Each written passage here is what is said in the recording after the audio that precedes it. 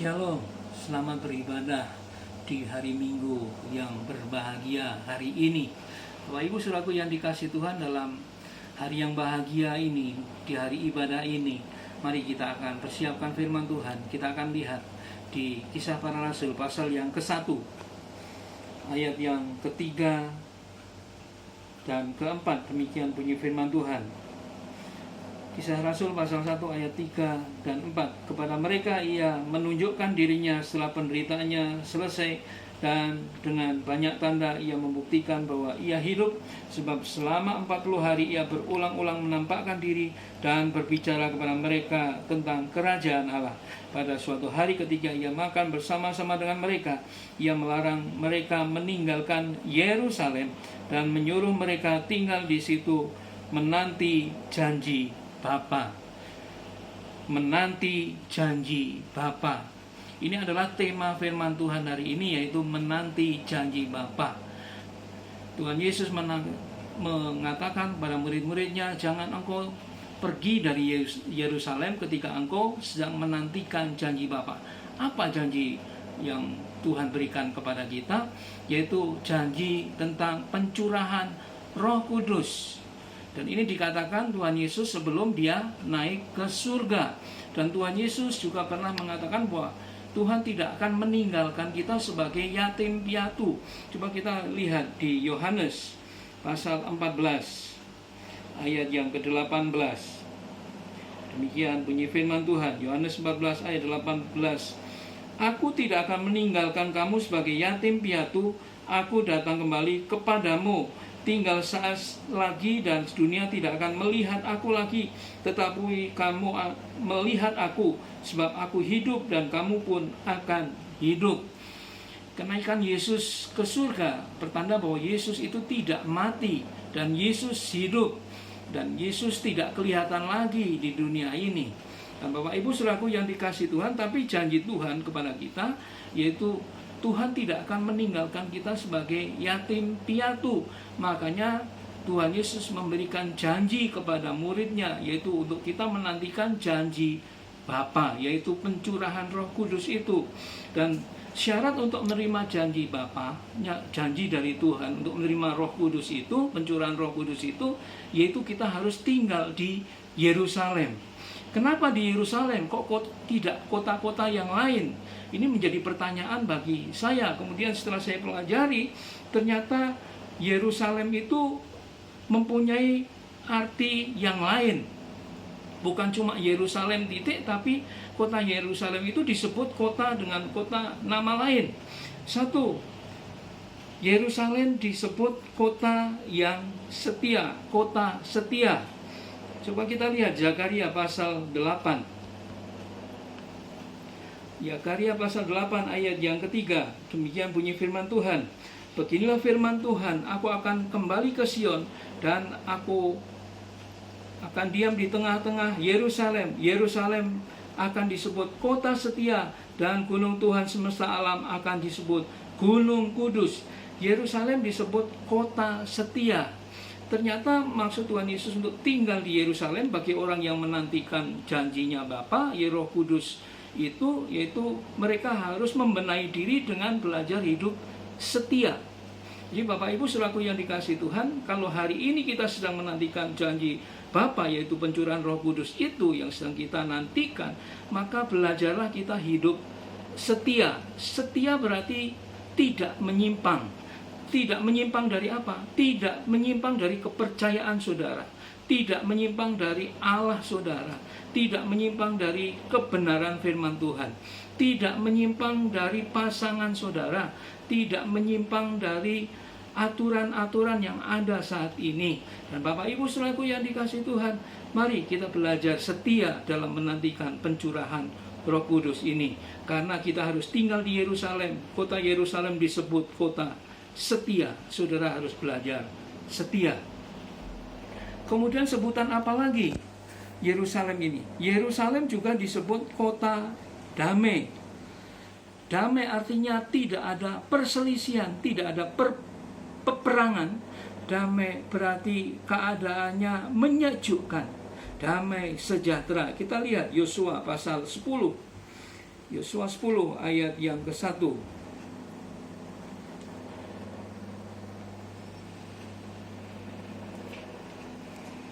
Setelah didengar oleh Adoni-Zedek, Raja Yerusalem, bahwa Yosua telah merebut Ai dan telah menumpasnya, seperti yang dilakukannya terhadap Yeriko dan terhadap rajanya, demikianlah juga dilakukan terhadap Ai dan terhadap rajanya, dan bahwa penduduk kota Gibeon telah mengadakan ikatan persahabatan dengan orang Israel dan diam di tengah-tengah mereka.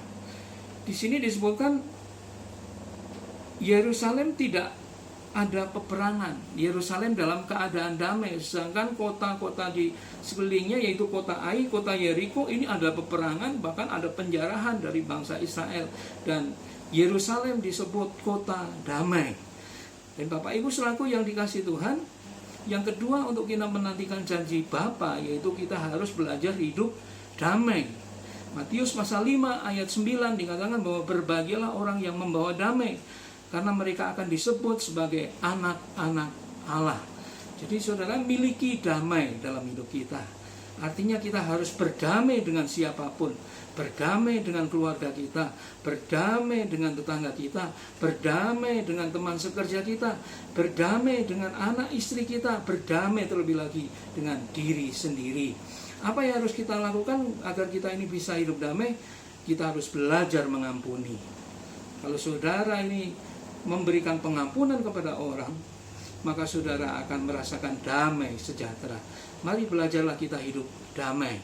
Ya, orang yang sedang menantikan Tuhan, mari belajar hidup damai, sehingga saudara tidak akan mengalami peperangan, perselisihan.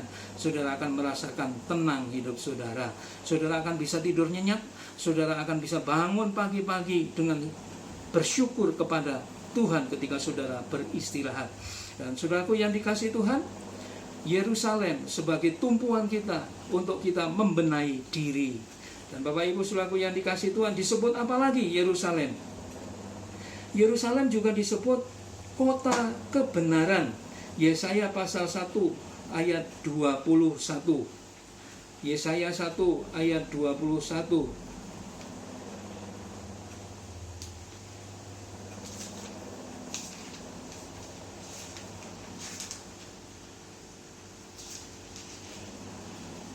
Demikian bunyi firman Tuhan. Bagaimana ini kota yang dahulu setia, ini sebutan Yerusalem, setia, sekarang sudah menjadi sundal. Tadinya penuh keadilan dan situ selalu diam kebenaran. Di Yerusalem itu selalu diam kebenaran, dan disebut juga kota kebenaran bagi Yerusalem. Tetapi sekarang penuh pembunuh, hidup dalam kebenaran.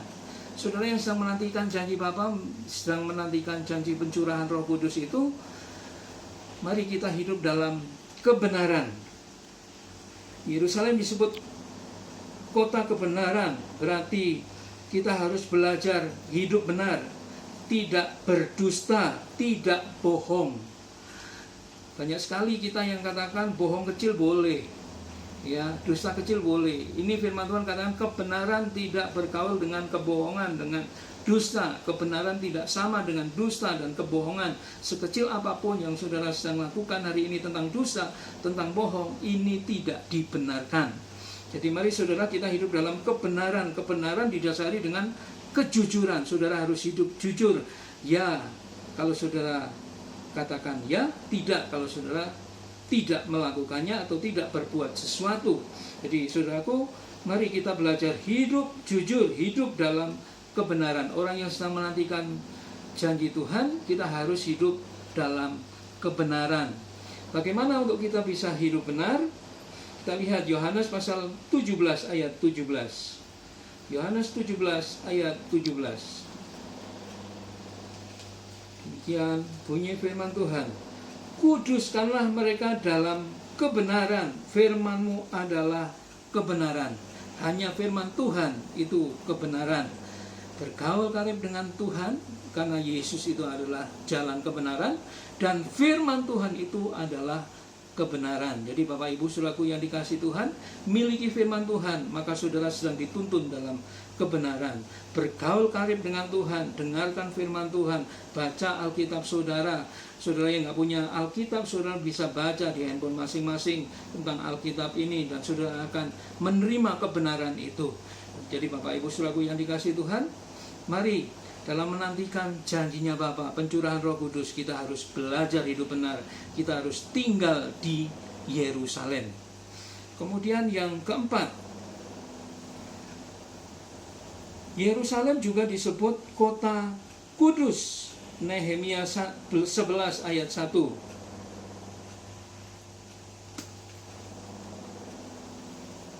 Nehemia 11 ayat 1. Para pemimpin bangsa menetap di Yerusalem, sedang orang lain membuang undi untuk menentukan 1 dari 10 orang yang harus menetap di Yerusalem, kota yang kudus itu. Sedang yang 9 orang lagi tinggal di kota-kota lain. Yerusalem disebut kota kudus, juga disebut kota Tuhan. Jadi Bapak Ibu Saudaraku yang dikasihi Tuhan, orang yang sedang menantikan janjinya Bapa, dia harus belajar hidup kudus. Firman Tuhan dalam Yohanes 17:17 tadi katakan bahwa kita harus dikuduskan oleh kebenaran firman Tuhan. Jadi saudara mau hidup kudus, saudara harus bergaul karib dengan firman Tuhan. Jadi Bapak Ibu Saudaraku yang dikasihi Tuhan, hidup kudus berarti hidup yang dipisahkan dan diperuntukkan untuk maksud tertentu. Maksud dikuduskan yaitu kita terus bisa menjadi miliknya Tuhan, dipakai oleh Tuhan. Kita dipenuhi Roh Kudus, kita menerima kuasa yang daripada Tuhan itu, dan kita akan dipimpin oleh Roh Kudus itu. Sebab Roh Kudus itu adalah yang dijanjikan oleh Tuhan Yesus, bahwa Tuhan Yesus tidak akan meninggalkan kita sebagai yatim piatu. Jadi Bapak Ibu Saudaraku yang dikasihi Tuhan, mari belajar hidup kudus, belajar menjauhi dosa, belajar untuk kita ini dipisahkan dengan maksud bagi Tuhan sendiri, bagi kemuliaan Tuhan. Dipenuhi dengan Roh Kudus, kita dipimpin oleh Roh Kudus, dan kita terus bisa memuliakan Tuhan. Orang-orang yang sedang menantikan janjinya Bapa, mari kita akan benahi hidup kita. Kita tinggal di Yerusalem, dan kita akan menjadi orang yang penuh dengan damai, penuh dengan kesetiaan, penuh dengan kebenaran, dan kita harus hidup kudus. Dan ketika Yesus berkata, kamu harus tinggal di Yerusalem, maka murid-muridnya itu mendengarkan. Mendengarkan dengan apa? Dengan dia kembali ke Yerusalem. Ayat 12, Kisah Para Rasul pasal 1. Ayat 12, maka kembalilah rasul-rasul itu ke Yerusalem dari bukit yang disebut Bukit Zaitun. Setelah mereka semua melihat Yesus terangkat ke surga, mereka kembali Yerusalem sesuai apa yang diperintahkan Tuhan Yesus, bahwa kalau mereka akan menerima janji Bapa, mereka harus kembali ke Yerusalem. Dan mereka kembali ke Yerusalem untuk menantikan janji Bapa itu, untuk membenahi diri. Bagaimana untuk membenahi diri? Di ayat yang ke-14 dikatakan, mereka semua bertekun dengan sehati dalam doa bersama-sama. Yang mereka lakukan yaitu berdoa dalam sehati, mendekatkan diri kepada Tuhan, mencurahkan isi hatinya kepada Tuhan, menenangkan diri di hadapan Tuhan. Ya, jadi Bapak Ibu Saudaraku yang dikasihi Tuhan, mari kita kembali ke Yerusalem untuk membenahi diri kita, agar kita ini dapat menerima janji Bapa itu, yaitu pencurahan Roh Kudus.